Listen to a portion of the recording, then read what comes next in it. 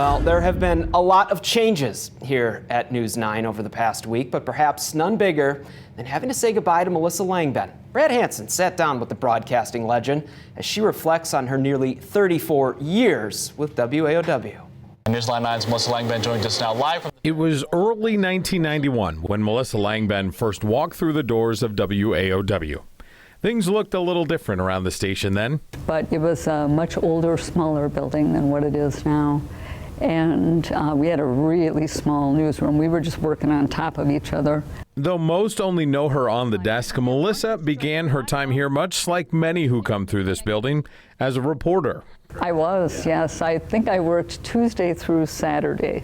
It was a great schedule. You could get a lot of things done. Just a few short years later, Melissa made her move to the anchor desk, starting in the mornings before working her way to the evening shows. But no matter where she was, there are some stories that have stuck with her throughout her career.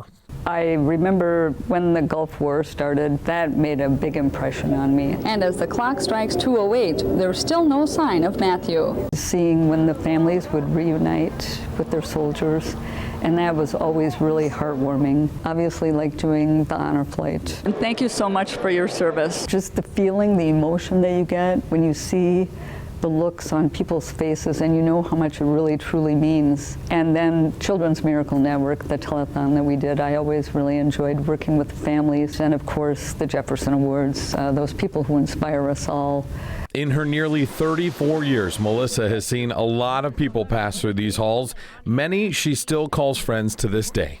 Most people come from other parts of the country and they arrive here, and you really build a bond because you're thrown into a working situation. You work odd hours, you work vacations, all of those things, and you build some really tight bonds.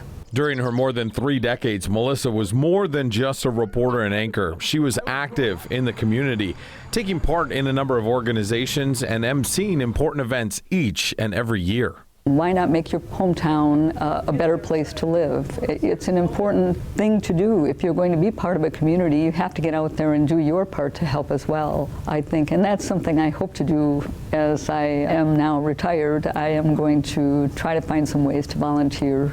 As for what's next? To be honest with you, I don't know. I think I'm just going to take some time off.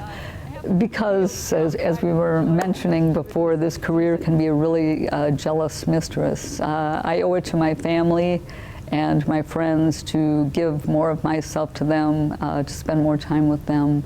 And to you, WAOW's faithful viewers, she has one message. To thank everyone for welcoming us into their homes every night. How fantastic to be able to serve the community that I grew up in, surrounded by so many fantastic coworkers, and our viewers, those people who were willing to share their stories. I will be forever grateful.